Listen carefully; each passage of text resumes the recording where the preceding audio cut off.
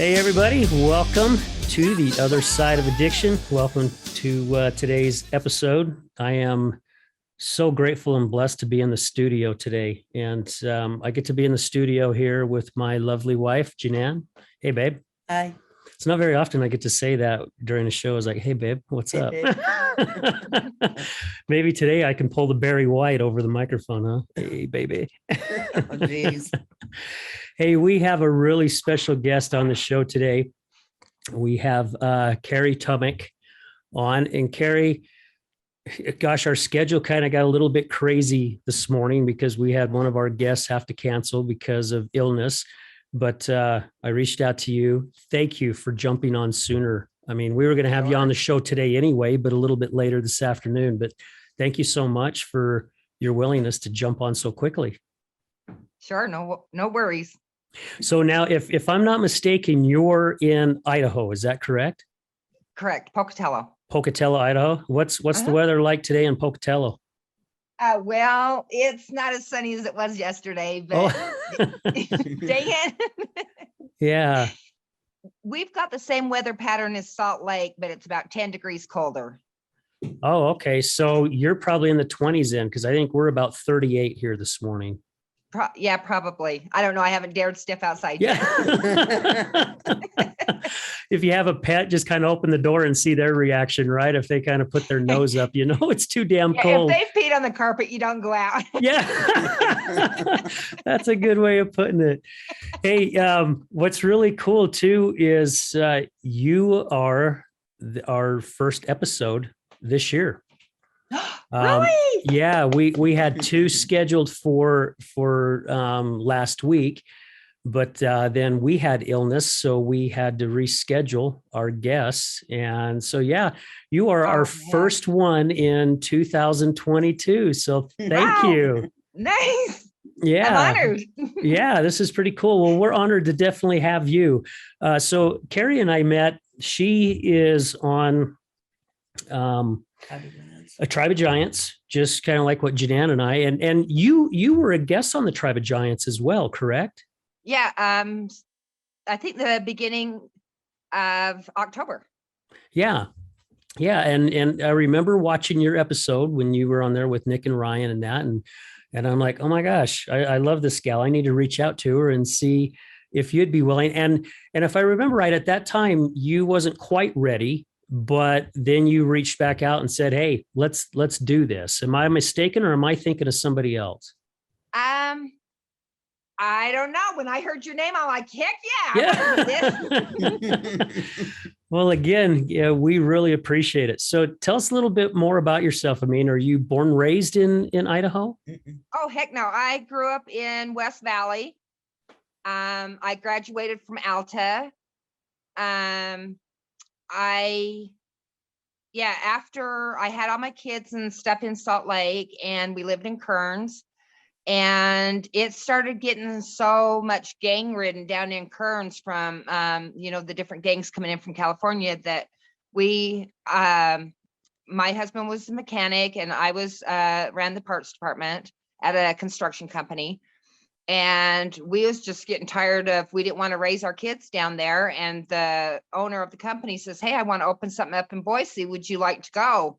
We jumped on it. We're like, yeah, we'll go open a new shop up there. So we went up there for a year. And then my sister and her husband had been struggling to get a sprinkler business going in Pocatello. And they'd had it going about 10 years, but now it was so big, they couldn't run it themselves. And so they called and asked if we would come join in and help take over the sprinkler company. So we came here in 94. Wow. That is quite the story. And so I grew up, well, both Janan and I grew up not too far from Kearns. So we're both from the West Jordan area, which is just like right around the corner. Right. But, nicer version. Yeah. But it was all, Kearns, folks. it was all farmland back then. But I do remember when the gangs and everything kind of started coming in too, because my ex-wife and my daughters they would have went to Kearns High School. And luckily, my daughter's grades were really good. So they ended up going to Taylorsville High School because we didn't want him going to Kearns either, just because of all the craziness that was starting to Right. go on there, Right. which was really sad, because Kearns was kind of really a nice little place to live, a nice little Yeah. town, community. But Yes. yeah. So you had some time in your life when, now I don't know, you're going to have to correct me on this, but you was in a relationship with somebody that was battling addiction. Is that correct? So I've been married once and I've now been divorced for 8 years, but I got married right after high school. And when you come from any kind of abuse, addiction, any kind of out of like dysfunction, I'm just gonna use that word. Okay. You tend to jump into dysfunction because that's what you're comfortable in. That's what you know, and that's what you live with. And so my dad was a professional wrestler down in Salt Lake. And so he brought his work home from him. We'll just say that. Okay. And the community I lived in, my dad was such a big influence in the community that people either was striving that they wanted to know the great Ox Anderson, or they was scared to death of him. And even the police was scared of my dad. The church was scared of my dad, the neighborhood, so it was a very scary, abusive growing up. And so I grew up with that. And I had my time through junior high and high school doing drugs myself, because I was trying to avoid the pain and wanted to get out of the situation. So then what did I do? I married an alcoholic. Yay, me. Yay. So yeah, that's what I did for 28 years. 29 years was dating for a year before, well, about 6-8 months before, and then we got married. So was his drinking pretty heavy at the time that you guys met? well, at the beginning it was fun, and I'm not much of a drinker, but like I says, back in junior high and high school, I was drinking. I'd take a bottle of vodka to school every day because I just couldn't deal with my life. And somehow I functioned. And so when I met him and he was drinking, it was fun, hey, let's go drink, let's go party, and then so at the beginning it was just the partying, and then it got to be when I had kids, I was the one at home taking care of the kids, and he wouldn't come home. He was out with his friends pickleballing or golfing or whatever, and partying. And pretty soon, I found myself going in a complete different avenue. And it was it's so funny to look at back then, because I believe, honest to God, I believe we all have a drug that we're addicted to. I don't care if it's sex, if it's food, if it's alcohol, if it's avoidance, if it's getting addicted to bad relationships. We all have some kind of drug. We're all addicted to something. Yes. Maybe it's a good feeling of being treated bad. Whatever it is, we all have some kind of addiction. It's just what our drug of choice is. Yeah. And so when he started not coming home and I was home alone with kids, I'm going to back up for 1 second. So I do energy healing. I do alternative healing. And so what I work on is I work on the emotions that bring you to that point of what the physical ailment is. The healing that then heals the physical, but it's all icing on the cake once you start healing the physical. And so I realized that everything is so much subconscious that it just blows your mind away. So I had a 9-month-old and almost a 3-year-old, and I got my first car accident. And so now I'm home trying to raise kids and I can't even walk. I'm bedridden. I can't even walk. So now we're moving my brother-in-law in to help me get dressed, to shower, to eat, because I can't even get up out of bed to go to the doctor's office. I have to be transported laying down. My spine is so bad. But now that I look back at that, some odd years ago, I realize how much subconscious, when I talk to people about accidents and illnesses and injuries, they're like, well, you don't understand. I was in a car accident. Yes. So what? So was I. I'm walking now. I get that. But it's what's in the subconscious that we don't realize that I call it messages from the body. Whatever happens to our body, I want to know what the message is. I want to know because your body's trying to help you. It's not attacking you. Your body loves you. So if I look back at the beginning, I think that's, all the started car accidents was trying to get me to this point of where I'm at now. And it was trying to show me that I was not in a healthy environment. Yeah. And that's really cool that you said that, because I've gone back and looked at a lot of things that Janan and I had gone through, when she was in the depths of her addiction. And I mean, at the time, you just think your whole world's imploding.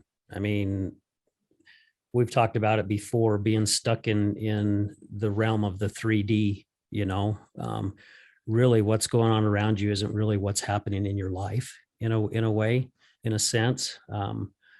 And I go back and look at it now. I was just talking to somebody, I was being interviewed on Tuesday from a guy out of Colorado, and some of the questions that he was asking me. And it's crazy how I've gone back and thought, this is exactly why this had to happen.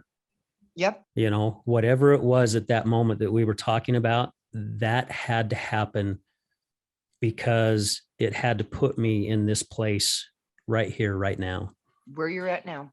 And our good friend, Nicholas T. Smith, well, Nicholas from the Tribe of Yes. Giants, we had him on the show, and I've brought up this many times, and I like bringing it up because it's so true about connecting the dots backwards. If you connect your dots of life backwards instead of forward, you'll start seeing the good that has come out of, and a lot of Yes. those dots are bad. I mean, that's just life, but if you go back and connect it. I really don't even think, oh my gosh, even like Hugh, he lost his son, and my sister lost her son, and I almost lost my daughter. And I mean, yeah, there's a lot of crap in the world, and things do seem bad, but you know what, honest to God, if you look hard enough, they're not really bad. There's good that's trying to show its way through to you. And what you see as bad is actually showing you to be a better person. Yeah. I have a hard time now, even when crappy things happen, saying that it was bad. I love that X that Nick does. I always paint my toenails now. If you see my pictures on Facebook, I always have an X on my toe because I'm always remind myself, this isn't crappy. This is good. Just look for it. Yeah. It's going to pull you to something new. Just wait. Hold on. Yep. Well, and with you bringing that up, so Debbie Roth. Debbie Roth. She's been on the Tribe of Giants and things like that. Well, she was on her show. Matter of fact, her episode just came out just about a week ago. But I was doing a session with her, and I was talking to her about the job that I had for 24 years, and how a buddy of mine was out golfing one day, and we were talking that we dedicated our lives to it, and we never got anything out of it. And she goes, I think you need to rethink this. You need to look at it through a different lens. And I'm like, okay, what do you mean? Well, when she had me looking at it through a different lens, I realized I got a lot more out of it than what I thought. There was a lot of great things that came out of that in the 24 years. Yes. I met some really, really good people. I learned a lot of new skills, so it was just the way that I was perceiving it at the time. So like you said, if you go back and you really look, there is good there. It's just us putting those blinders on, choosing not to see that. But if we stop ourselves long enough and really start looking at things, you hit it right on the head. You will find something good out of everything that happens. Okay, so this is like the ultimate horror story, but this explains it so well. So I don't remember what the dad's name was, but back when my kids was this same age, back in the 80s, there was a little boy named Adam. and he got kidnapped with his mom his mom didn't get kidnapped. His mom was with him at the store. She turned around, she went on another aisle. He got kidnapped, and he was like one of the first big cases that we started publicizing. Well, that was horrible. I mean, what worse can happen? I mean, honest to God, what worse can happen? You don't know what's going on with your child. He was tortured, he was beheaded, and his dad, instead of going, oh my God, this is the most horrible thing that's ever happened, that dad, it was America's Most Wanted. John John Came and Walsh. says, do you want to That's the join story with about us? him. They have found hundreds and thousands of horrible criminals Yeah. because of what he went through with his son. So, I mean, yeah, it was bad. I'm not going to lie to you, but was it really as bad as saving 100 other thousand people? Yeah. I Yeah. mean, It's, sacrifice, yeah, but sometimes those bad things are for the best. yeah. Well, and we hear it all the time on, Wake Up with Giants. I mean, how many people have come on the show that have gone through some terrible, terrible things? I mean, seriously, if some of those things happen to me, I don't know if I would be able to step up to the plate like these people have.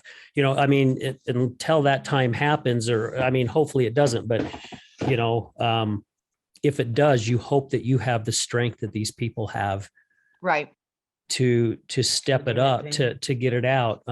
We were going to have a special co-host on today, and she couldn't because her son was sick. But she lost a child to a drowning accident while she was there. And she's told the story about how many people kind of got on her as, oh, you're a terrible mother, and if that was me, I wouldn't have never let this. Well, seriously, were you there? I mean, how do you know that wouldn't have happened to you? You don't. Right. You don't have a clue. But she talked about how she fell into addiction. And one day she finally started realizing, I'm not honoring my son, and it's time I start honoring my son. And she jumped up, and now she has a book, and she goes out and she helps other women who have lost children. So out of a tragedy, there is a blessing that comes out of it as well, and kind of like Janan and I's case. And she jokes with me all the time. She's like, I get all the credit for this podcast, because if it wasn't for my addiction, you wouldn't be doing it. But she's 100% right. Right. I mean, seriously. Excuse me. Yeah. Would I have even thought of doing a podcast about addiction? No. No way. No way. But because go ahead, Carey. Sorry. So I see things before they happen. And I had an experience once, and it was one of the hardest ones I've seen. I don't know why, but I'm very drawn to kids that have been killed. Oh, wow. And I think that my unfortunate duty is to help the parents with the passing of their kids. And because I can see how the kid passed. It's like I'm there and I experience it. And so I can tell the parent, because that's the parent's biggest concern is, how did my child die? Yeah. Well, when all this started coming about and I started taking all my classes, I saw this girl at the restaurant, and she was just getting ready to turn 21.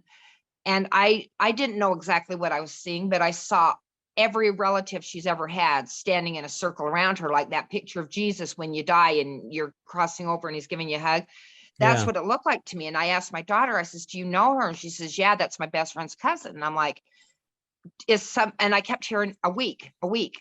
And I'm like, I don't get it. So I asked my daughter, did somebody die a week ago? And she goes, no. And I says, is somebody dying? She says, no. And I says, something's in a week. What's going on? And she says, oh, stop it. You always do this. Nothing's going on. A week later, my daughter come in the house gasping and crying. And she's like, Mom, she got killed last night. Oh, no. And so I was just devastated, because I felt like, why didn't I do something? What could I have done? What could I have made different? And it was such a heavy feeling, but really, what could I have done? I would have either freaked her out, or she would have, I don't know what would have happened. So anyway, 6 months to the day, I'm driving up over the ramp here, and I'm coming over and I see this wrecked, mangled car sitting in a junkyard right by the fence.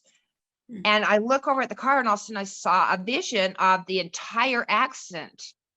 And I'm like, oh my God, that's that girl. That's got to be her car. So I go into the junkyard. Her dad owns the junkyard.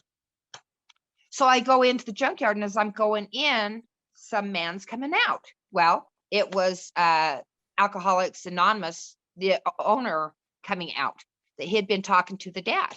Oh, wow. And so I went in and I talked to the dad, and we hugged and we cried for, I don't know, 20 minutes. And I says, I see your daughter getting in the accident. I saw what happened. Would you like to know? And he says, yeah, I really, this has been killing me because I'm a mechanic. I shouldn't have fixed her car. It's my fault. So then how he's having all these issues of how to deal with, it's my fault. My daughter shouldn't have died. And then he's mad because a drunk driver hit his daughter. So he wants to go out and kill every drunk driver there is. And I can see from the point I'm sitting with the guy that killed her. And that wasn't what happened at all. He was in so much pain, he couldn't deal with what was going on in his life anymore. So I'm seeing everybody's point of vision. And that was the first time I've ever seen that. And I told the dad, here's what happened with that guy. Here's what happened with your daughter. Here's what happened. I says, do you realize there was somebody else that was in the car in front of your daughter, and your daughter passed them and ran into that car? I says, there was somebody else that was lined up for that accident, but you was part of this equation. You was part of stepping up for AA and helping, so that, because I found out later, he takes that car up to every single school function, and he parks it on the front of the school steps so that kids think a little bit more before drinking and going and partying. Wow. And so he told me that he had talked to the people that would have been in that accident, because they was the first one on the scene. And he says he kept in touch with them, and he says that they would not have stepped into the role that he has with the Alcoholics Anonymous.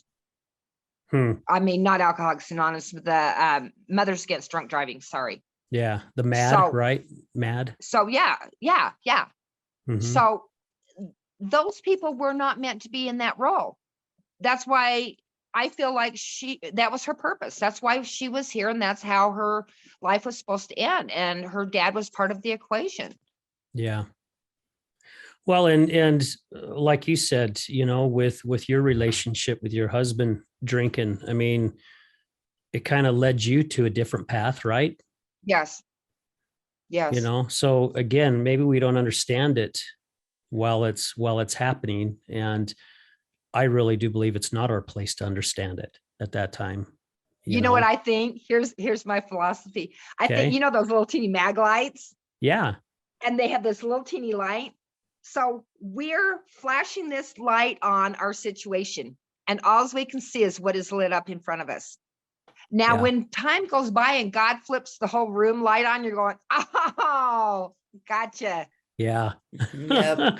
That's a great analogy. That's a great way of looking at it. Yeah. Yeah.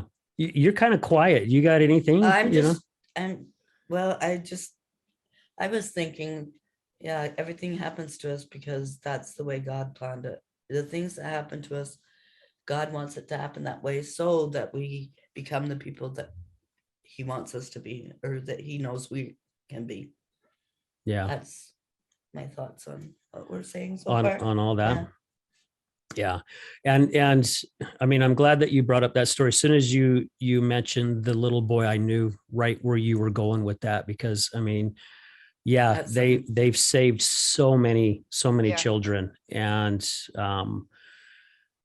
gosh, again, I've heard so many stories, even on the Tribe of Giants, or Wake Up with Giants, of people who have just overcome so many things.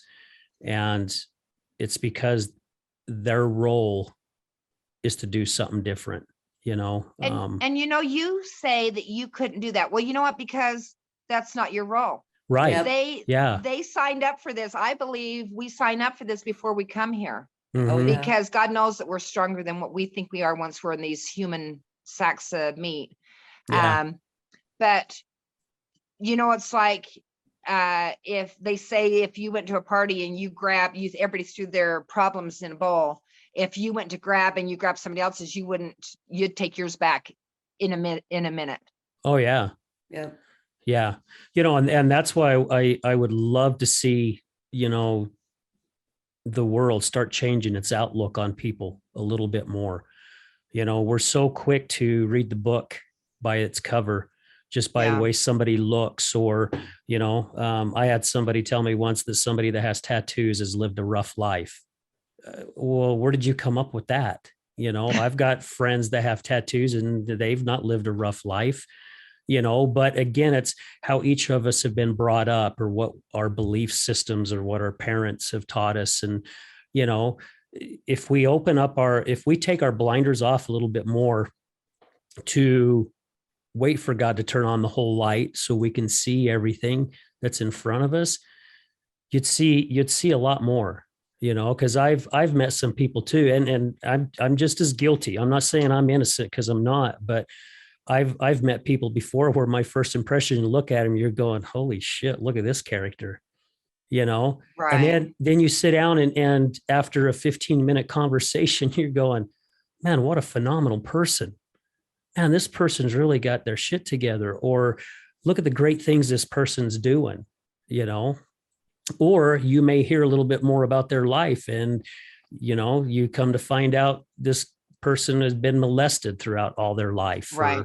or they were beat on, or basically they didn't really have parents. They just pretty much brought themselves up. And I mean, you don't flip and know. That's why No. it's good to not judge so quickly. And we all have our own beliefs, Right. there are beliefs that I grew up with that as I've gotten older, I've chosen not to think that way. Just because my parents ingrained that in me doesn't mean I have to Right. continue to believe it. It's just how I see things in the world, but I had somebody on Facebook reach out to me about a post that I put on, and they were basically really thrashing out on me about me trying to promote a civil war. I'm like, I don't understand where you're coming up with this, because that would be the last thing I would want to promote, but it's Right. just how they were perceiving it, Perceiving it. and it's And like, if you come ready for a fight and you bring your weapons, you're going to find a fight. yeah, yeah. And I refuse to fight. I just basically told that person, hey, look, you believe in what you want to believe. I'll believe in what I want to believe. And let's just leave it at that. It's not my job to sit and get you to realize that I'm right and you're wrong. Right. And it's not your job to do the same to me, because Yep. we all have our own beliefs. Let it be. We're all different. You know what happened to me the most? I mean, because I was an angry child. I mean, I was just walking around just pissed off and ready to fight anybody that just even walked past me, because I get beat up at home, so I went to school and beat up the next kid. And Yeah. then he probably turned around and beat up the next kid, because that's it was just all the anger and stuff. And so when I started going through all my car accidents, and it knocked my feet out from under me, literally, and I had my ego put in check, and I started looking at, once I started doing my classes and stuff, I decided to start seeing God in everybody. And so I see God, because I believe God is part of me. God is part of you, everybody. And so everybody that I run into, I just take 1 second and I go, okay, there you are. And I just try my hardest to just see me and God in every single person I come into. And, it's like it's hard to be mean when you see that poor little abused child that I was, or God saying, I love you, and this was a bigger purpose. So when you see somebody else coming at you, it's hard to not be as angry. Yeah. Mm-hmm. That's a great way of looking at it, and a great way of being. Life seems to be a little bit more better when you're looking at it that way, right? I just love saying more better. Yeah, my youngest daughter used to say that when she was little, and I still use it to this day. Yeah, more better. Well, there's actually a Mobetta here. It's a restaurant. It's a Polynesian type restaurant here. Yeah, in Utah called Mobetta's. Mobetta. Where Yeah. at? They're all over the valley here in Salt Lake. Yeah. Very, very good food. Really. It's like Wow. Hawaiian Just a type. new thing. Yeah. Yeah. Well, I'm gonna have to come check it out. Yeah. It's You good know, food. and another thing I do is I am so curious, and I know some people's like, would you stop asking questions? But I am so curious. I have been since the day I was born. So to me, it's like, you know, I look at everybody so inquisitive. It's not that I'm being prejudiced. I just want to know where you came from and where your tribe came from and what you're like and what brought you to where you're at. So, you know, my kids was always, Mom, you always piss us off. You go to the store and you be gone for an hour and a half to get milk. And I'm like, well, I want to know what they did last night. What was they wearing? Yeah. Yeah. There you go. Well, it's very interesting to learn about people. I mean, I enjoy meeting new people. You know, Janan says I'm like the social butterfly, which I am. You know, I that's why I enjoyed networking so much, because I get to meet so many awesome people, you know, and get to Oh, hear their yeah. stories. And, you know, when I first started sharing that my wife was an alcoholic, people that I've known for quite a few years started pulling me off to the side, started telling me that they were addicts or alcoholics, you know, and you're just going, Oh, oh, holy cow. Are you serious? I mean, because you would never have thought that. But they started opening up, you know, and you started hearing their stories. And that's what made me realize how widespread addiction really is. I mean, it literally affects almost everyone. I've been at the gym where I've walked up to somebody that I've not met, and I just see them at the gym all the time, and I'll start a conversation with them. And I kid you not, 3 out of the 5 new people that I've met here in the past couple months at the gym has dealt with addiction in one form or another. 3 out of 5. And I'm just scratching my head going, holy shit. I mean, well, it's I mean, everywhere. you know, I seriously think we are I mean, a lot of my business comes from fight or flight, you know, because we are in such a fight or flight, and we've had experiences and we've had traumas and we've had events, and we are trying to just deal with all this stress. And what's the best way? Shopping, sex, food, alcohol, drugs. I mean, it I honestly don't know a lot of people that are addicted to things because it feels so good. It's usually because they was covering up a feeling or an emotion. Oh yeah. That's exactly right. Because it's not the addiction. We were talking about, I was in a meeting yesterday and was talking with a gentleman, and we were discussing that. He actually opened up to me that he had battled addiction. And I've known this guy for probably about 7 years, and it's the first time he's opened up and was telling me about his addiction. But Wow. it's not really the addiction. It's all it is the Band-Aid. You're just using Yeah. that to cover up whatever scar or whatever pain you've got going on inside you. That's all it is. And we all deal with it in a different way. You Yeah. know, some of us fall to drugs and alcohol, some of us porn or sex, some of us eating, some of us gambling. We were talking about a couple of weeks ago about somebody says, hey, I got a new addiction for you. And I'm like, what's that? And they're like, complaining. There are some people that are addicted to complaining. They complain about everything. And I'm like, oh my hell, I love that one. Because a few people started popping in my head right off the bat that every time you see them, nothing positive ever comes out of their mouth. It's always, oh, well, this is happening and Yeah. so's got that happening and blah. And it's just on and on and on. And you're just going, oh my gosh, you really live in an unhappy world. I mean, seriously. Well, one of my, now that I've been doing this 8 years of online dating stuff, oh man, that's a good time. That's a whole new show. But There you Yeah. go. Yeah. I Yeah. have realized that most people are so wrapped up in the pain of what they had that that's an addiction. So Mhm. everybody that you meet, like me, you know what I pull in most of the time? Alcoholics. Ta-da! Wow. Yeah. Yep. All the years that you lived with it, huh? Yeah, because whatever we have been pulling in and used to for so long, that's what we're safe with. That's what we know how to deal with. Yeah. Do I know how to be around somebody healthy? Oh my God, when I'm around them, I'm like, wait, what's your angle? Yeah. Yeah. Here, have a drink so I feel comfortable. Yeah, we are not communicating on this level. Yeah. Wow. Well, guys, gosh, we've been going for over a half hour already, believe it or not. So we're gonna take this time to take a quick commercial break, but stay with us. We'll be right back. Have you ever been in a car accident? Do you know what to do after being in a car accident?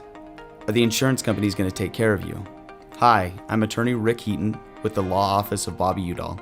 I will help you through the process and answer all of these questions. I give every single client my cell phone so they can talk to me whenever they need.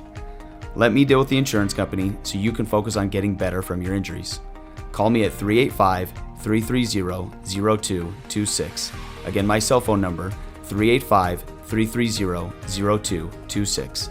Don't call the insurance company first. Call attorney Rick Heaton at 385-330-0226.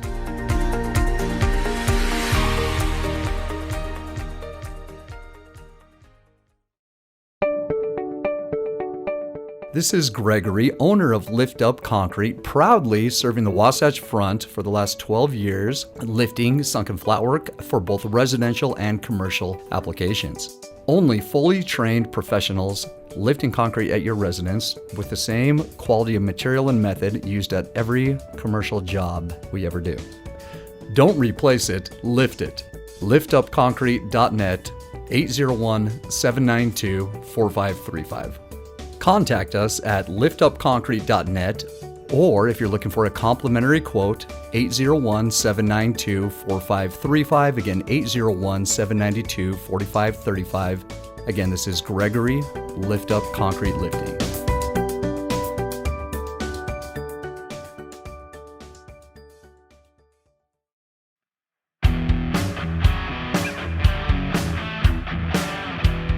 Hello, my friends. This is Brad Neufeld, and I want to thank you for tuning in to the Resilience Talk Network.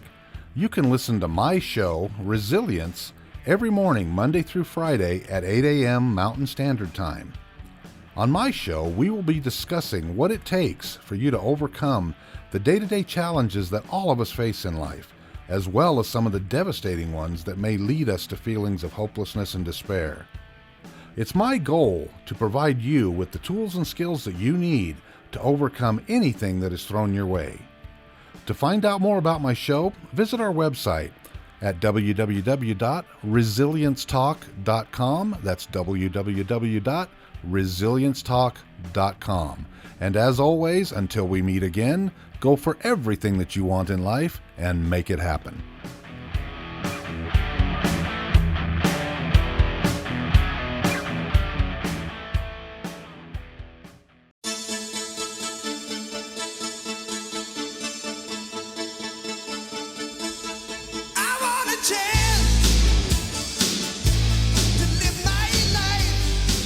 Hey, everybody. Welcome back to The Other Side of Addiction. Again, we just want to say thank you to our special guest, Carey Tomach. Thank you for being here with us. And babe, thank you for joining me today in the studio. Greatly appreciate it. Yep. You're a lot better to look at, as I've said before, than JD. But JD, we do love you, man. We miss you. And I think I forgot to say at the beginning, I've been out of the studio for such a while that I feel like I've lost touch with things, but we just want to say this episode is brought to you by Taffytown. Taffytown out of West Jordan. They are a 100-year-old company here in Utah. They're on their third generation. And I tell you what, they've got more taffy flavors than you can shake a stick at. Yeah. I mean, they've got, and if you watch our shows, you'll see their commercial, on our shows. But Taffytown, thank you guys for all your support. And thank you to all our listeners and all our sponsors and people who have been willing to help donate to The Other Side of Addiction to help us take this to a whole different level. And we've got some exciting things that we are working on. And if it be God's will to make it happen, it'll happen. And when it does, we've really got some cool stuff that's happening. But anyways, so Carey, gosh, you I couldn't imagine being in a relationship with an alcoholic as long as that you were in. You know, I say 7 years with Janan and I, and you know, and it was kind of like on and off, and it wasn't as bad as it was probably the last 4 years ago. Well, Yeah. 5 years ago. I mean, the last year she's been sober. She just hit 13 4 months years. sober on the Yeah. 9th. So 13 months sober now. Congratulations. Yeah. So proud of her. You know, and going back, my life was literally a living hell. You know, JD brought up in one of our shows once that I was addicted to her addiction. And he was 100% correct. He nailed it. And I didn't realize how bad it was taking my life over until I started thinking about taking my own life because I Yep. couldn't come home to it anymore. You know, I mean, what was life like for you? I mean, to be around it that long, my gosh, in a way, I tip my hat off to you just for putting up with it for that long. But also at the same time, I'm like, I have got to be feeling her pain as well. Well, it, like I says, where I grew up, it was extremely abusive. I mean, it was a living hell just growing up where I did. I mean, I remember drawing pictures all the time and writing a poem that it's like, I'm scared to go out the front door, but I'm scared to go out the window. I wish I'd just die right here where I'm at, because I mean, my dad was just so angry, and I mean, just like volatile. Like he almost killed a couple of my sisters, and Oh, he geez. told my mom, you know, if you ever leave me, and he meant it. He says they'll find 5 dead bodies down in the dumpster at the end of the road, and he meant it. So my mom never dared leave, and so here I marry into somebody that's, you know, emotionally abusive.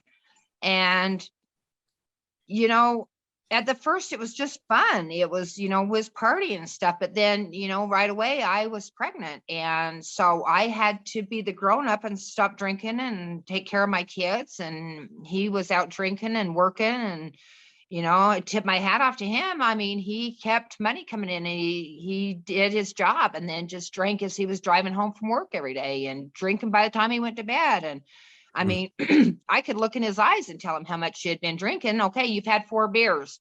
Okay, you've had 6 beers. Okay, I think it's a night.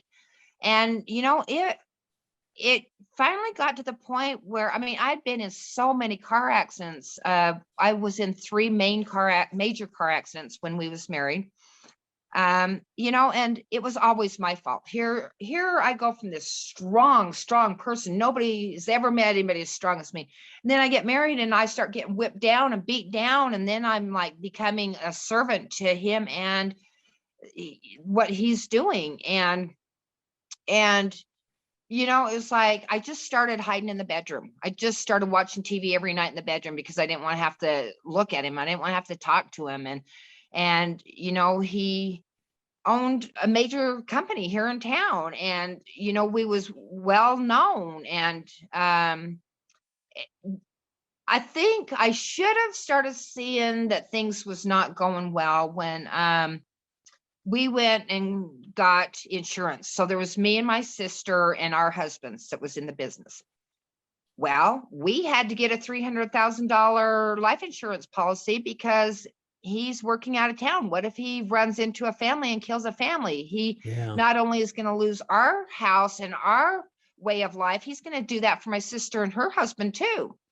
But I remember having these conversations. We'd all, you know, the 3 of us get together when he wasn't around and say, well, you don't think he's an alcoholic, do you? I'm like, are you out of your rabbit ass mind? I'm like, what is an alcoholic to you? Well, he works. That's what I always got. Well, he works. Well, yeah, he does. Good. Yeah. I'm glad he does. But, you know, it's like, Called the functioning alcoholic. so there was things like that. We had to have a $300,000 policy on our vehicles, and he would go golfing every Thursday and every Sunday. Well, he'd get so drunk, and he didn't golf in town. He went to the next town. You know, it was a half hour away. So he is so plastered by the time he's done golfing, and he's driving home. And so my Sundays and Thursdays was just in terror. I'd sit and watch TV and try to smile for the kids. And inside I'm like, when am I going to get that call? I'm going to get that call. I'm going to get that call. He just got in a wreck. He just killed somebody. That's what I was waiting for constantly. Every freaking time he went out of town, I'm waiting for that call. And it was eating me alive. It was upsetting me. You talk about fight or flight response. I can't say nothing because every time I say something to him, he's yelling at me that I'm the reason he drinks. It's my fault he drinks because I'm bossy, I'm controlling, I'm bitching, I'm moaning. And I'm like, we never fought in 25 years because I knew what that answer was going to be. Why bother?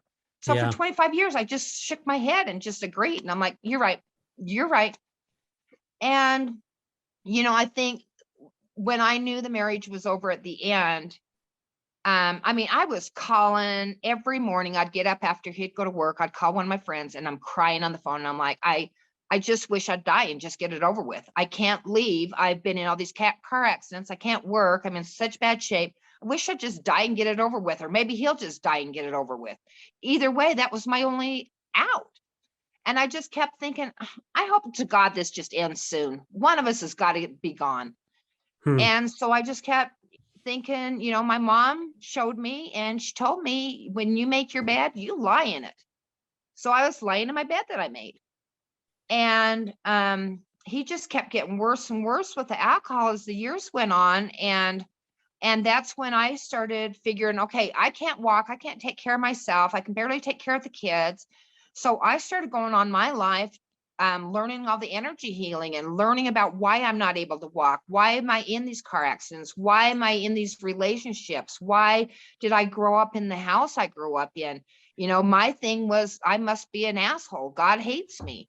And so this is what I'm dealing with. And then the neighbors, they're like, the husband leads Alcoholics Anonymous and the wife leads Al-Anon. And they keep trying to come over and talk to me. And I'm like, we don't want none of your shit over here at our house. You just go on and go home. We don't want that over here. And, after so many years of them talking to him, finally, I just said, honestly, I feel bad. I just wish he'd just get killed. It'd make my life so much easier. Yeah. And they're like, you don't even have to feel bad. We hear that all the time. And it was such a guilty thing, but the end of it was, we got to the point where we wasn't really even talking anymore. And he went up out of town and he was golfing. My brother-in-law did the same thing. And they both got so drunk that they couldn't even talk. They was slurring, they was falling over. And my sister called me, and I can't see to drive in the dark. And I had panic attacks so bad I couldn't leave the house. My sister calls me and she says, Carey, we got to drive up there and we got to pick these guys up, and I'll come pick you up. And then you've got to take one of their vehicles and we got to go pick them up. So I get up there and I find out that the guys they're all drinking with is the sheriff, the federal judge, two of the main cops in the community. This is what's going on. And they're all telling them they're fine. You're fine. You can drive. You're good. So I get up there and I lost my ever loving mind. I bet. I just stood back for 25 years and I just didn't say anything. I got up there and I saw what was going on, and I went right up to all those guys, and the one called me a C word. Oh, geez. And I'll tell you what, I let loose into all of them, because you ain't nobody special to me. All you are is another human being. And I told them everything I thought about them and their drinking and what they're doing here and calling me names. And I turned around and I looked at my husband. I says, you've got approximately 3 seconds to get your ass in that car. You're being left here. In fact, I'll even run over you. I don't even care. And he's like mad at me and laughing. And I'm like, you have got 2 seconds. You better get in that car. So he gets in the car and he starts in on me. And I says, I would suggest you don't even talk to me on the way home. I have had it. Today's the last day. I've had it. And we get home and it's, I don't know, 10, 11 o'clock at night. It's summer. Everybody's got their windows open. And he goes in the house. He's falling up the stairs and he's trying to figure out how to get the key in the door. And so I grab his golf ball or his golf clubs and all of the balls. He spends like I don't know, $5-10 a ball. Yeah. And so his golf balls, I hope it's okay to say this on the radio. So the golf balls are rolling down the driveway in the gutter, and I'm yelling at him, come out here and get your balls. And we're yelling down the street, and he's like, don't touch my balls. And I'm like, I am to throw your balls down the road. So now we're screaming about this down the road. And I'm like, you know what? And now I'm laughing. I'm like, this is the most ridiculous fight I've ever had in my life. And it's over. It's done. We can't do this anymore. He didn't even remember fighting with me. Yeah. Because he was That's so how it wasted. goes, yeah. Yeah. So I knew that was the end. that was it. The final straw right then and there. Yeah. When we're fighting over the balls. Yeah. It's over. There you go. I guess that is a good quitting point. I love it. And it made me feel really bad because when I got divorced, I had this thing in me since I was little. I'd been to Orange County before, and I knew that that's where I needed to go. And that last year, I just kept hearing the waves in my ear, and I knew I needed to go there, that was the place to do my energy healing. And when that happened, and then we just could not be nice to each other. And I took off. We got divorced in a day. I took off to California, and I felt so bad leaving because my daughter just moved back home. Mhm. And I felt so bad leaving her with that responsibility, but I had had enough. I mean, the kids have seen that their whole life. And, my daughter called me, I don't know, a month or two later, and she says, God, do you know how bad this is every night that he goes golfing, sitting and waiting for that phone call? And I'm like, no, why don't you Yeah, tell you me do. about it? Yeah. And I would get that same feeling that you would have. I mean, Janelle wouldn't take off and go golfing or whatever. I mean, after she lost her license, a lot of times I would even just kick her out, or we got in a big argument and she would just take off. And that was my greatest fear all the time, is that phone call.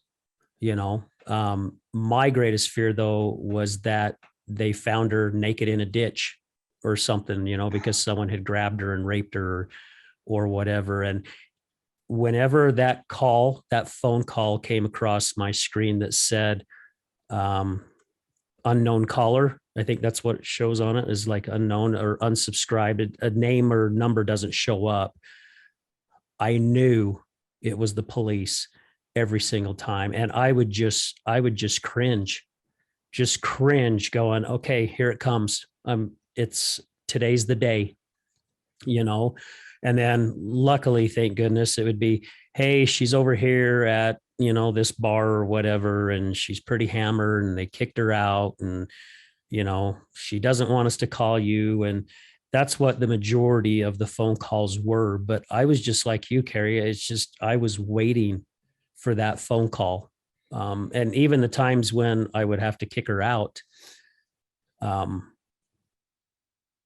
would be up all night just waiting for that phone to ring, and I was scared to death. And like you said, you felt guilty. I would feel guilty as well, because I'm like, if something does happen to her, I'm the one that kicked her out. I'm the one that booted her on the streets. Right. So then I'd start tearing myself up going, why did you do this? But when you're going through all that bullshit, and all it is yelling and screaming, nothing nice being said, the anger that comes across, I mean, you just want to get it out. You just want to get rid of it as quick as possible. It's like having a garbage in your house where you accidentally threw some meat in there and didn't realize it, and it's starting to stink up your house. You just like, I just want it gone. Just get rid of it. But well, Al, 2 times before, to me, the number 3 is just prevalent. If you'll notice, like on all my posts, I've got 3 hearts, I've got 3 X's, I've got 3 exclamation marks. Everything's 3 to me. Mhm. 3's enough. When I've had 3, I'm done. And 2 times before we finally did get divorced, because I've always been so inhibited, I wouldn't talk. I was scared to talk because I knew where it was going to go. So I just started writing letters. And so 2 times before, I wrote a letter and I says, I can't do this anymore. Of all the things I can't do the drinking anymore. And to me, that's what my excuse was the drinking. And I realized it was so much deeper than that. And, it's like, you saying that you want somebody that to be drinking because that's what you know. But you know what? That first time he's like, don't leave me. I'll stop drinking. Well, he stopped immediately. I was shocked because I was waiting for the withdrawals and all that, but Yeah. he did fine. He stopped that day and he stopped. Oh my God. I'll bet for 9 months, he didn't have a drink. And I found out I hated him just as bad without the alcohol as I did with the alcohol. Oh. I'm like, I wanted him to drink, so I had a reason to bitch. Wow. And it's like, we're all addicted to this thing. And it's like, I think I was just as addicted to him drinking so that I had something to bitch about because it was him. I didn't like it. I mean, yeah, I didn't like the drinking. It was a miserable experience, but it was not a healthy relationship, and after 9 months, things was still the same at the house, even though he had been drinking. So he just started drinking again and even more. And then the second time I wrote him another letter about another year later. And I says, honestly, this has gotten 10 times worse than it was before. We're done or you're done drinking. And he stopped that time for a month. And then he came to the realization, he says, I'm going to drink no matter what, and you're going to leave no matter what. Wow. And it's like the alcohol was just the excuse for me to blame on hating him because, I mean, yeah, the alcohol was bad, but what is the alcohol? There's something that he's got inside him that he's dealing with. And I can't deal with the alcohol. I mean, if somebody calls me and they're drunk and they're doing something, I'm like, you seriously have got to call somebody else. I am not your person for this. Yeah. I can help with everything else, but if you're drinking, please don't call me. I can't be your person. Yeah. Because you've been around it so much. It's that splinter under your fingernail, right? I mean, yeah. So yeah, he started drinking after a month of that second to last time. And then when I brought it up that third time, he says, you just need to leave. And I think he drinks a lot more, and it was so much anger and just, I think there was just so much hurt behind everything that pretty soon the anger about the alcohol was the problem. But, before it was like, I had little kids. Every time, he wouldn't let me drive. No, I'm driving. Well, no, you've had 2, 3, 4, 5, whatever beers or whiskey or whatever. I'm like, I'm not getting in the car with you. Yes, you are. You're being left up here in the mountains. So then I'm mad because I got in the car with him and I drove down with my kids in the car going down the mountains. Now I'm really pissed and I'm mad at me. Yeah. Yeah. It's a whole vicious It cycle. starts being all those silly little things that it's like, I feel like my freedom, my safety, my children's safety, all that is being put at risk. Yeah, of course. Yep. Yeah. And that's why they say it's a family disease because it affects all of us. I mean, all of us in one way or another. So you said you went to Orange County and your daughters were behind and your daughter called you and said, hey, this is what it's like. Cause they were starting to go through the same thing that you were going through. I mean, did they get to a point finally? Of course, I'm sure they had to be old enough to where they're just finally said, hey, I've had enough of this as well and got the heck out of there. No, unfortunately, the daughter that lives there got cancer next year. Oh no. Yeah. Oh my gosh. So it was really bad. And, her dad finally stepped into that role that he needed to be. I mean, not that he doesn't drink anymore, but he's certainly stepped into the role to be everything that she needed. And, he's there for her all the time. And I mean, I was over there as much as I could be, but, it's hard stepping into that house and being in that role again to be part of that. But I've been over there as much as I could, but he stepped up into really being the dad that she needed to be. And now they're pretty much best friends, even though he does still drink. So Well- it's an ongoing thing. Yeah. Well, as long as they're comfortable with the relationship, Right. right? I mean, Right. yeah, who are we to say? So, Yeah. So I just know what I have to do to save my soul, and I can't be in that environment. yeah. Well, man, for 25 years, that's a long time to be in it, Carey. I mean, that's a really long time. Yeah. We dated for, like I said, 6-8 months, and then we was married for over 28 years. But for 25, I just didn't even fight because the fight was out of me. I didn't have nothing to fight about. And once you're beat down so much, he just kept saying how, you're the one that makes me drink. You're this, you're that, you do this, you do that. It makes me Yeah. drink. And I believed it. Yeah. Well, and I don't know if you noticed on your screen, but when you were saying that, Janelle looked right over at Yep. me and kind of gave me that smirk, because that's what I did too. I was always saying it was his fault, and I wouldn't.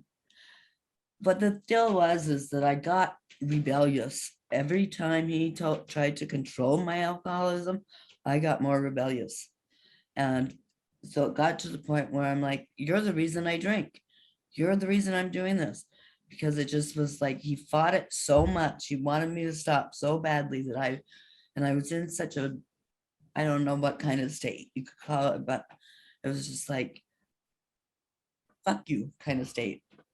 Sorry to use that on here, but yeah. Bleep. Bleep. Yeah, That was a little That's- late. that's the state I was in. It was like, you're trying to control me, and I don't want to be controlled. And wasn't trying to control me, of course, but that's what my alcoholic mind was telling me. Right. That he's trying to control me. And so I did that a lot to him. I made him feel like it was all his fault. Yeah. Well, and I know, like, if my husband had one beer and I bitched about it, then he'd have 3 more just to show me who was boss. Yep. Yeah. Kind of like the same thing. Oh yeah, for sure. And when she would tell me that too, that it was my fault, because when I decided to do marriage one more time, I'm like, I'm going to do whatever I possibly can to be the best husband possible. I mean, I know I'm not perfect, and there's things that I could correct and make things better. And I felt like I was giving it everything I possibly could. And when she'd start blaming me on things, I was driving myself crazy, going, am I this big of an asshole? I mean, seriously, am I? What's wrong with me? Yeah. I mean, am I being controlling? And because I've never been that type of a husband where I'm in a relationship and I'm the one that has all the control. You do what I tell you to do, because I believe the person that you're with, you be who you be, I'm not here to tell her she can or can't do something. I mean, yeah, there's certain things that, in a relationship you have to talk about and you have to work together on. But I mean, I really started thinking I was the biggest prick out there. And I'm thinking, man, I'm being my dad, because I watched how my dad treated my mom all my life. And I'm thinking, I'm being him. I don't want to be him. I don't want to be that type of person. But I was literally starting to believe I was that type of person because of how much she was throwing that at me, and then of course my anger would kick in and I would start throwing shit back at her, Right. like we do when we get in arguments. It's who can hurt who the worst, Right. Instead of thinking things out, it's like, oh, you hurt me, watch this, I'm going to hurt you, Right. Yeah. Well, and that, seriously, and like we was talking at the very beginning about how everything that happens is on purpose. It leads us to our next place. And I believe that all of this stuff with my dad, I lovingly say that it was a free education. It was like better than going to the College of Phoenix, Wow. I love it. But, it's like, that's what drove me to wanting to learn all the healing and about the emotions and the beliefs and why our body's like this and what emotions it come from, because it is so derived from what we have gone through. And I honestly, I've gotten in fights with people about it. And okay, there are a few people that just like the feeling of being high, whatever. But I really believe that it comes from trying to deal with or trying not to deal with whatever we've come from, whatever we've come through. And there's a purpose for it. Yeah. And I just so bad want to be there to help people with whatever it is. Why are you sick? Why are you injured? Why are you whatever? What is it that you're hiding from? What is it that your subconscious is keeping you protected from? I just want people to know there's hope out there. Whatever it is, there's hope. I don't give a rat's ass if you're sitting in a wheelchair and you can only move your mouth. I don't care. You know what? Tomorrow you could be moving your arms. I Yeah. believe with my whole heart that whatever's gone on is just a part of your life. And I believe that all that emotion can be healed, and whatever physical or spiritual or whatever is going on can be changed and redirected. And that's why, I knew that when I started going to those healing classes, I was going to be out on the streets. I was going to be divorced. I was going to lose everything I had. I was going to be alone. And he told me for years, he made me feel fat, ugly, and stupid. So that's how I felt about me. And so I knew when I went and I started taking those energy classes, I wanted to walk. That's, that was my main thing. I want to walk. That's all I freaking care about. I want to walk. I want to know what it feels like to be 5'8" again. Mm-hmm. And so when I started taking those classes, I knew that I was going to be on my own, that I'd be out on the street and would be done. But it was so important to me to face up to my life with my childhood and my life as my adult, that I needed to be me, and I need to stand up for me and everybody else that needed me to be there for them. Because I was always the kid, I'd get beat up at home. I'd go out, I'd beat up the next kid, but then God forbid you beat up somebody that can't protect themselves. I'm going to beat you up. Yeah, there you go. I want to help whoever can't help themselves. And so I knew when I walked off and I went up to Idaho Falls and I started going to those classes, I knew it was done. And it was. Yeah. Yeah. Your mind was finally made up, and now look where life is, for you right now. I mean, the incredible work that you're doing, and you're helping others. And as I mentioned earlier in the show, I was being interviewed on Tuesday, and the gentleman asked me what I wanted to see, where this podcast and where things were, what I foresee in the future, and the biggest thing for all of us here on this show is to help as many people as possible. We've said it many times, everything that we've gone through, all the pain and all the heartache and the anger, if we can help save one person and get that person to realize life is worth it, everything that we've gone through was worth it.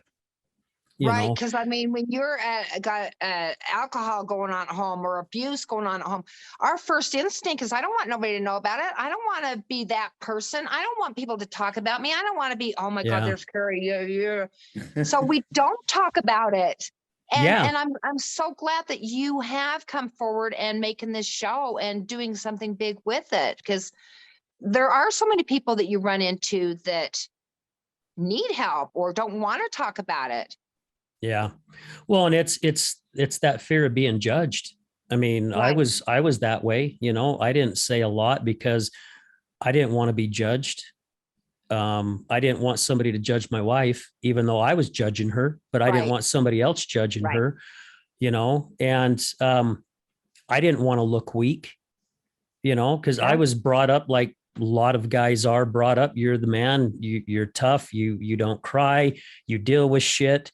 And that's what's wrong with society for a lot of us, a lot of us men. I mean, it's okay for us to share our feelings. I mean, really it is. We're human beings, for hell's sake. That's what we're meant to be. We're meant to let our emotions out and not hold them in. When I used to have a really bad anger issue, and it took till I was in my mid-20s before I finally realized, man, I don't want to be this type of person. I had terrible, terrible anger issues.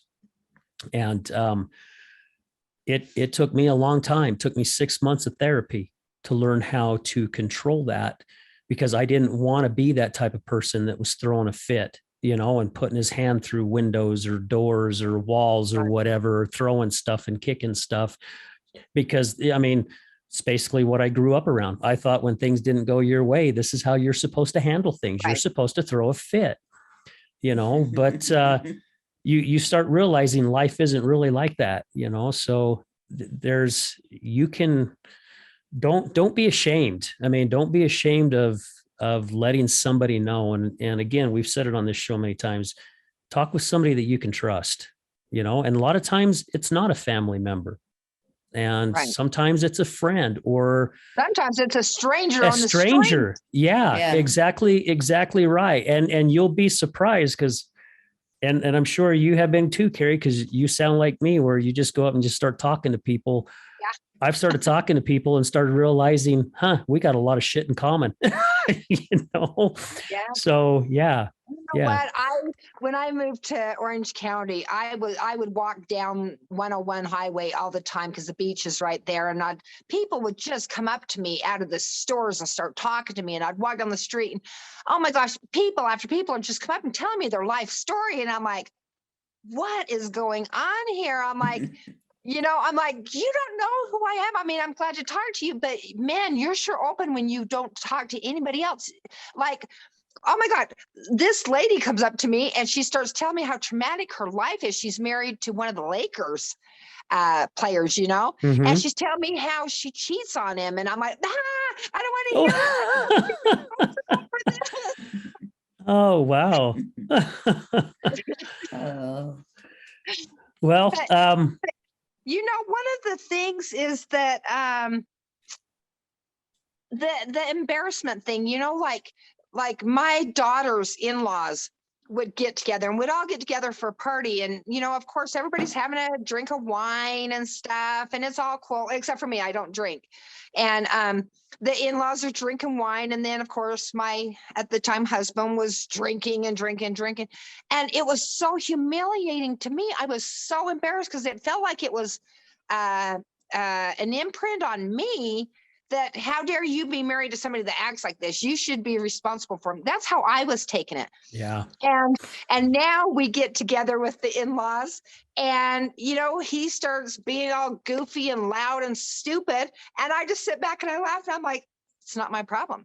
Yeah. It's not Yep. my problem. And Yeah. I'm like, why did I let it be my problem all these years? He is responsible for how he acts. It's nothing about me. Yeah. And I'm glad that you brought that up because I mean, I would feel the same way with us, the exact same way. She'd be getting so hammered and basically just acting like a complete fool. She thought she was being funny, but for Right. me, all it was doing was just building up the anger, and Yeah. this is stuff where her alcoholism has also helped me grow, and it's still stuff that I'm working on. And with some of the classes and the books and different coaching things that I've had, but we all do things, either as a friend or in a relationship where we all have our own things that may irritate the hell out of somebody else, and Jeanette probably, I know she doesn't know this, but it was probably like about 4 or 5 months ago, she was doing something that was just irritating the shit out of me. And I was getting to the point where I was probably going to end up being an asshole and say something that I wish I wouldn't have said. And instead, I stopped myself and I went, you know what? She's being her. She's not the one that has the problem. I'm the one that has the problem. Right. I'm the one that's getting irritated with what she's doing. It's not her doing that to me. I'm the one that's doing it to me. And I really had to take some deep breaths. And sometimes she'll even ask me, she's like, wow, that was a big sigh. What was that for? And I'm just like, I'll just keep it, just cause, but it's for me, it's that release. Now I know. Well, it's not all the time, babe, but that's just my way of going, you know what? This is my issue. It's not her issue, Right. or it's not somebody else's issue. This is mine. So just release it, let it go, and that's the thing with everybody. It's not just living with the person that's addicted to something. It is every single person you meet on the street. If you meet somebody and you want to punch them in the throat, you Yeah. need to step back and ask yourself, why? Yeah. What is pissing me off in me that I see in them? What Yep. are they Yep. mirroring to me that I just want to rip their gizzards out? Yeah. Well, and again, it's something that's you're battling inside. That's Yes. why those feelings come up. Yeah. And a lot of people don't realize that, they're putting that blame on the other person when Yes. there's something inside of them that's causing them to feel that way. It's not that person. It's Right. something is starting to fester Yep. that you've buried and you're not realizing what that is. And you Yep. really have to step back and go, okay, what is it? What the hell is it inside me that's causing me to feel this way? Yep. Because So one book you have to look at if you haven't already, it's called Feelings Buried Alive, Never Die. let me write that down. Feelings Buried Alive, Never Die.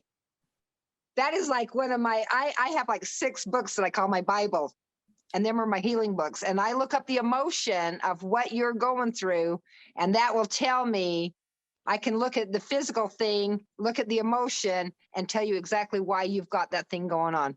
Yeah. And it's like, we get like this little sliver of something that happened in my childhood. And then what do? I go find it in somebody else that'll sit and rub that sliver for me so that it just keeps rubbing it and starts just irritating me. And so when we meet people, and they piss us off, we should go, oh, thank you. I'm gonna walk off and appreciate this that you just gave me. Yeah. Yeah. Yep. And that is so true. That is so true.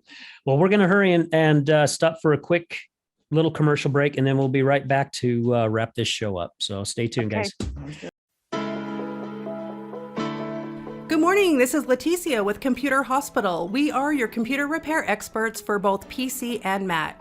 We are your community resource for all of your computer repair needs. What makes us different is that we want to fix your computer. We also do free diagnostics. We charge a flat rate labor, which means that you won't pay by the hour. All of our computer repair is done in-house with a fast turnaround time, and same-day service is also available. Feel free to stop by anytime without an appointment. We're located in Sandy at 8721 South State Street. Again, that's 8721 South State Street, or call us at 801-987-3993. Again, that's 801-987-3993. This is Leticia with Computer Hospital, and we look forward to seeing you soon.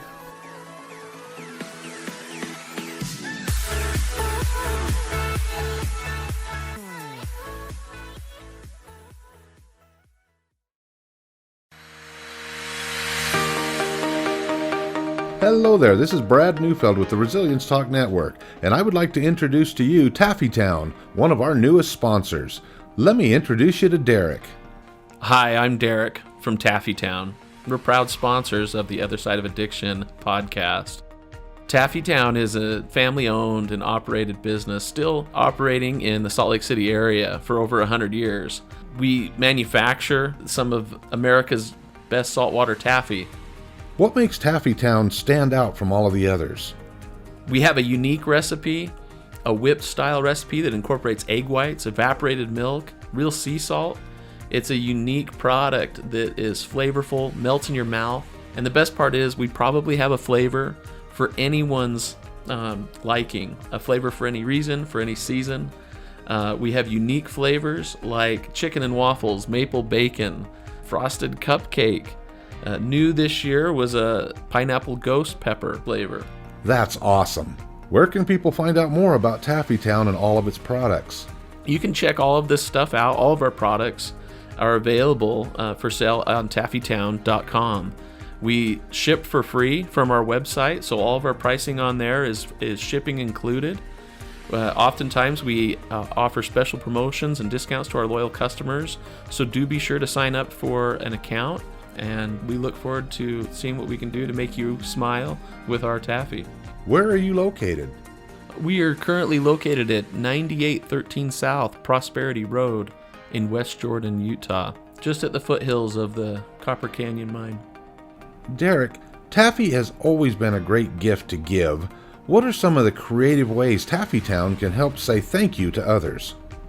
Yeah, if you're looking for gift ideas, whether to say thank you to friends or family, or maybe to your clients after such a difficult or successful year that you've had, you could look no further than to get a gift idea from Taffytown.com. We offer prepackaged gift boxes that say that it's saltwater taffy from the city of the Great Salt Lake, and it tells a little bit about the history of our community and making candy for so long.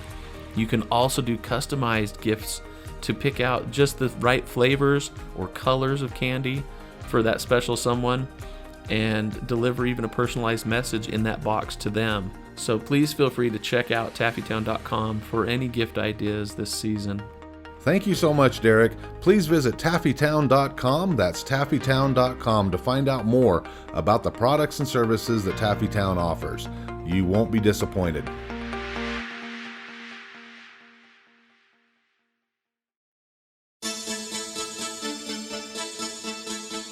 Do you know someone who's gambling with death due to an addiction? Do you know someone whose life is being turned upside down due to a loved one that's battling with addiction? Hi, I'm Al Richards. I am the host of the Other Side of Addiction podcast. I started the podcast due to my wife's battle with alcohol. Let's just say I became addicted to her addiction. Our podcast is helping people understand a little more about those who have battled addiction and those who are hurting from their addiction. Through raw vulnerability, we share stories that help uncover the root causes of addiction. Shame felt on both sides, matter of the conscious and subconscious mind, continued beliefs, and often confusing paths of recovery.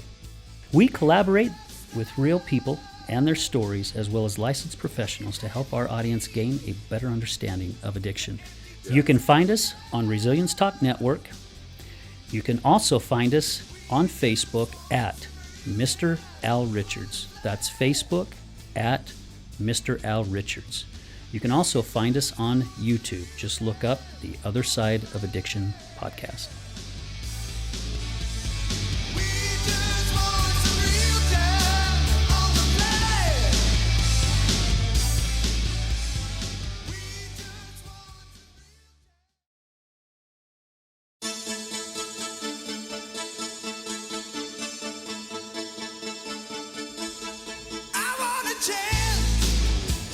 Hey everybody, welcome back to the Other Side of Addiction. We're here with our special guest, Carey, Tomach. Carey, again, thank you so much for being with us today. I've loved our conversation. It's been some really, really good stuff. And thank you for being vulnerable and opening up a little bit more about, your past and what you've gone through. And, we were just talking about here just a little bit ago how people, they get ashamed. They're ashamed to open up or talk about things. And really we need to open up, because the healing that it does for us inside, I mean, it's magical. It really, really is. It helps us when we can start letting things out instead of holding things in. And I was talking about my anger issue earlier, and we kind of got off in some different directions, but that was one of the things that the therapist found out with me, why my anger was so bad, is because I was holding so many things in, instead of just talking about it or letting it out or doing something to help those frustrations get out. That's why, at a drop of a pin, I could just fly off the handle and freak out. So it's not doing you any good to hold these things in. And, if you're in a bad relationship, especially one that's abusive or verbally abusive or whatever, do what you can, take care of yourself, because we all deserve good in our life, for sure. Happiness. So happiness, we all deserve it. And life is tough enough. Life is constantly going to throw us curveballs. Sometimes we're going to get hit by those pitches, but don't keep yourself in something where it's really damaging you, because you're not doing yourself any good, and you're not doing anybody else any good either. so help Nope. yourself. So Carey, thank you so much for opening up. So now you work with people. We always like to give our guests a chance to come on the show if they do some type of work. Oh, you've got something? Okay, I hon. have yeah. I just wanted to know, is your dad still around? No, he's not. Okay. Did you guys ever heal that relationship before? No, unfortunately, we did a lot of fighting and anger and everything before he passed away. So to me, it was a left open wound. And so when he died, it was very traumatic for me to have to heal that and deal with that after he passed away. Yeah.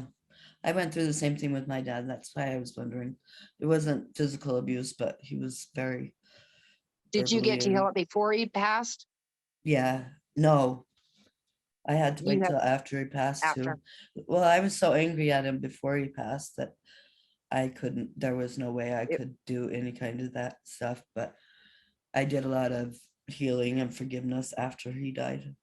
I was just Yeah, curious. that was the same with me. I mean, my mom, I think, it's so funny, but maybe this is the way abuse goes, but I was more angry with my loving, most beautiful mother Yeah. because she stood by and let it all happen. And so a lot of my anger went more towards her than actually to him. I've always said, I'm one of the strongest people. I can take any kind of physical abuse. I mean, I'm going to fight back and you're probably going to get punched in the face, but I can take the physical. I just can't take the emotional. So when I knew my mom was dying, because I have that forethought, I know when people's going to pass. So Mhm. I took that time to try to heal that with my mom before. So I had some of it healed with her where I couldn't do that with my dad. Oh, Thank that's God. good. Wow. Yeah. Yeah, and I'm like in that situation. My dad and I, we don't have a relationship. We haven't spoke or seen each other probably. I think it's been over 5 years now. Something happened and we kind of went at each other's throat. And for the first time in my life, I finally stood up to him. It took me till I was Right. 50 something years old, but I finally Yeah. stood up to him, and he didn't like that. He didn't like me sticking up for myself for the very, very first time. But after a while, even Janan and I was talking about it, and I was talking to my aunt and uncle about it, and it was like, man, maybe I should reach out, and I know how stubborn he is. And this man will hold a grudge till the day he's in the ground, because he's held Okay, can I grudges tell you against. something? Yeah, sure. You do what you want and you've got your free will and everything, but I would just send a text or a letter or something where you don't have to have a response back, so that you can let that die in peace. Because when he dies, it's going to be a lot harder for you to let go of the hurt for yourself of me, when even though it was him, when the table turns and they're gone, it makes it harder, and you have this hurt inside of what you did. So even if you get no response, if you can just I forgive you, I let you move on, and I love you, I just want you to know that, and then you have peace for the rest of your life. Even if he doesn't accept it, it doesn't matter. That's not the point of it. Yeah. And that's where I was going. So we talked about it, and that's exactly what I did. Is I wrote a letter. Good. I wrote him a letter and said, hey, I wish things didn't turn out the way that they turned out, but they did. I'm apologizing for my actions, for what I did, for what I said. I wish it wouldn't have turned out this way. Just want you to know I appreciate all the things that you've taught me. You've taught me some good things, but there's some things that I don't agree with, but thank you for what you've done for me, and mailed that letter. And from what I understand, he saw it and threw it in his desk, and it's been sitting there for the past 5 years. But like you said, He at read least no, he hasn't even read it. Didn't even open it. Just threw it in his desk. So at least I know at least I gave that a shot, and Yep. to where I can be able to kind of let that go, Yeah. So yeah. So another thing I'll tell you is I talk enough to my clients to come, and a lot of people want to talk to their people that have passed, that, there was unresolved issues. And I can guarantee you, from everyone that has passed, whether they was a molester, an abuser, whatever. Every one of them comes to the client and says, I see things in a complete different light from where I sit now. I Mhm. love you, and I could not be sorry enough for way things happened. It's a complete different way when they're on the other side. And, and it's so funny because all these friends I had when I was little, I mean, I didn't talk about what I do because I didn't want to be the weirdo, I mean, I had one friend that knew I saw ghosts, would go ghost something, but Yeah. most part, nobody knows, And so all these years later, I run into all these old friends and they're like, I hear you do readings. And I'm like, yeah, would you like to know who your spirit guide is? And it's so funny because I'm like, I tell them, I know you've been molested. I know when you as a child, you was molested. And they're like, how do you see that? And I'm like, I see it. And I'm like, do you want to know who your guardian angel is? It's that person that molested you. Hmm. So when they cross, in this human form, you're not the same person. And so when they cross, they are trying to help you grow from that experience, that was part of your plan too. Yeah. And so they're here to tell you they love you and they have your back and they're supporting you. But we don't see that in our human form. We're still angry unless you let it go. Yeah. Well, and letting go, you have to. I mean, really, you really do. I was asked that in an interview once when I was a guest on a podcast, and they asked what was one of the greatest things I've learned from my wife's addiction, and that was forgiveness. I had to learn how to forgive. I had to learn how to forgive myself, first of all, for a lot of the nasty things I said to her, but also to forgive her, and that's what was cool about having Debbie Ross on, because she's a forgiveness coach, the only forgiveness coach I've ever heard of, but yeah, we got to learn how to forgive ourselves. And once we do, it helps.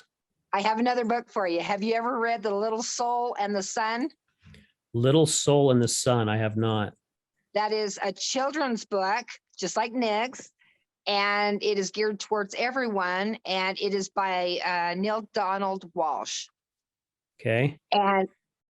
And so basically the crux of the whole story is this angel wants to come to Earth and he wants to experience all the earthly things.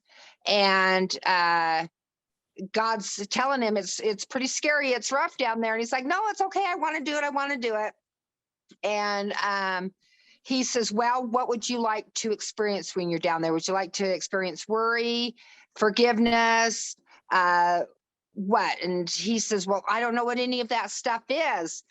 And Jesus or God says, well, if you want to experience forgiveness, you have to find somebody that's going to hurt you and spite you in the worst ways so you have something to forgive. And he says, well, we're all light up here. Who would do that for me? Who would lower themselves to that vibration just for me, that they would love me that much?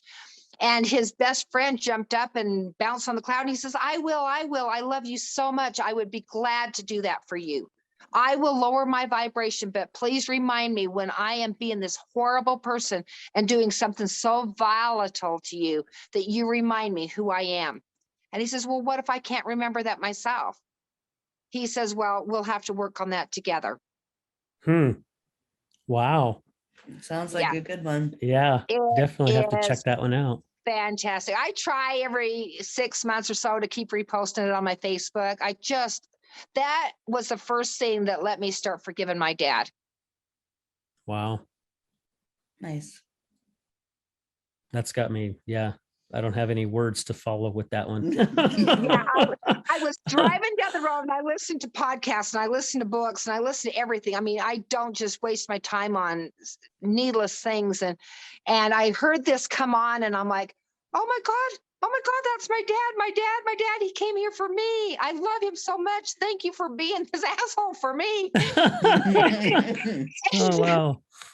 And I get to class and I'm thinking, and now this is like deep in my soul, and I'm like, what do I do with this? What is this? How do I work through this? And I'm like, okay, I've been forgiving my dad and going back to hatred, my entire life.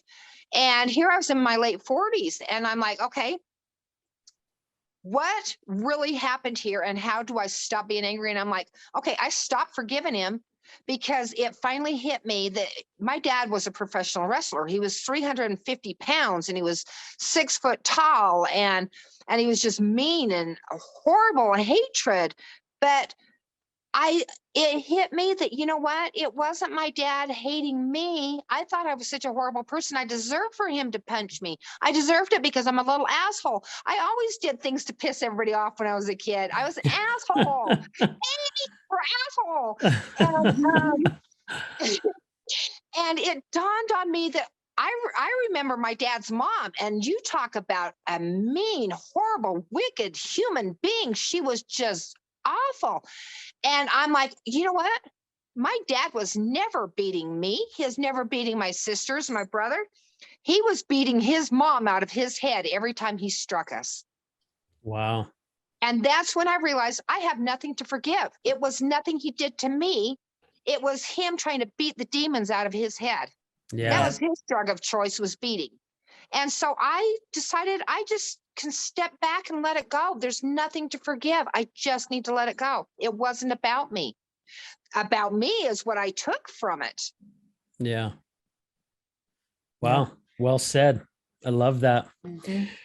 So Carey, with what you do, if somebody is interested in working with you, because we always give our guests an opportunity to share their information, especially if they have a book or a website, or they do coaching, or they do readings or whatever. If somebody was interested in working with you, how would they find you? I can give my phone number. The easiest place to find me is on Facebook, Carey Tomach, and I also have Soul Connections, SOUL. Okay. So those are probably the two easiest places to find me. Yeah.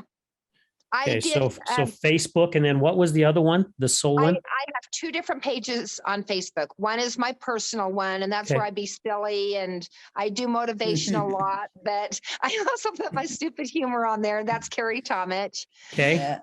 And then the other one is Soul Connections. Soul Connections. Okay. Mhm. Okay. And then, Awesome. then they can connect to me if my phone number's on there, or I can tell them my phone number on here and Well, they can that's call up us. to you. Whatever Yeah, you're it's- comfortable with. Yep, it's 208-705-0507. Okay. All right. Well, guys, if you are interested in having Carey help you out with some stuff, she's been doing this for quite a while, and it sounds like she's definitely one of those ones that can see things before any of us see it. Yeah, which is, I think, would be pretty cool. I read a book that we all have that in us, that we're all Right. able to see things or vision things before they happen. Just it's gone to a next level. And Yeah. I think it's pretty cool. There was a guy that we used to work with that could read auras. And I always thought that was probably one of the coolest thing, to be able to sit and read somebody's aura. Just to even see the aura around them, I think would be pretty neat. But yeah. That's what my sister does, is the aura. Me, it's like, I feel the energy around them, or I'm like, I'll just start crying. I'm like, oh my God, they're sad. Whoa, come here, give me a hug. I love it. Right? That's why I love the giant shirt that says free hugs, because I'm like, I warned you. Yeah. Well, we're definitely all huggers here. If you were able to have made it in the studio today, as you were planning on, until some things changed, but yeah, you would have got a ton of hugs from us in here. Aw. Because we're all a bunch of huggers. That's actually what we do. As soon as we walk in the studio, we're hugging everyone, and Aw. before everyone leaves, we're hugging everyone as Aw. well. So Yeah. Well, I will meet you guys. I don't know when, because I keep getting knocked down on getting down to Salt Lake. I don't know what the deal is, but okay. Well, maybe right it's in the just way. maybe it's just not the time. We actually had Nick and Ryan here in the studio yesterday, and Nicole, and we were talking about some things. So I don't know, maybe here in the near future, there might be some type of an event that we're both I going think to so. connect on doing. And hopefully we'll be bringing some people in that we all know one another from a tribe of giants, but hopefully to be able to meet everyone in person, that would be I really, feel like really there's cool. gonna be. I think it's gonna be a big thing. Yeah. Yeah. Nick and Ryan's got some really, really good ideas. And yeah, we just sat down yesterday and had a little meeting, and we just may be working together on some things, which is really cool. Great people. And I love them. Love them. love to surround myself with individuals like Yes. that. And like a lot of our giants, just great people. So Yep. Carey, again, thank you so much for taking time and for jumping on early. Really do appreciate it. So I'm kind of bummed that we're only going to have one show today, but it is what it is. It was meant to happen that way, but we'll make up for it next week because we got 4 shows scheduled for next week. Oh my gosh. Yeah, but Crazy. I'm excited. And Hey, all that matters is I was the first one for this year. it is, right? Yeah, you're the Yep. first one in 2022. So I was thinking of that on the. I was thinking of that. Year. It is, and yeah, I'm doing my best to visualize and manifest the future here.